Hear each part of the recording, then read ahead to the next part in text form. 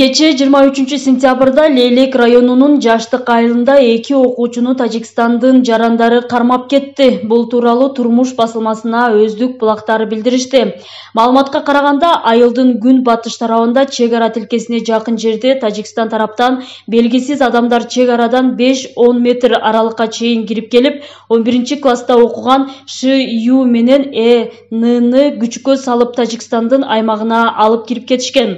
Тажикстандыктар окуучуларга кошо кыргызстандык ак түстөгү Mercedes-Benz үлгүсүндөгү унааны кошо алып кетишкен. Эске салсак, кече 23-сентябрда саат 13:00 чамасында Көкташ айылынын Дахма аймагында мектептен кайтып келе жаткан 4 кыргыз окуучусун Тажик айылынын 30га жакын 11-классынын окуучулары ур токмокко алганы маалымдалган. Анын кесепетинен 4 кыргыз окуучусу денесинен түрдүү жаракат алып, ооруканага жеткирилген.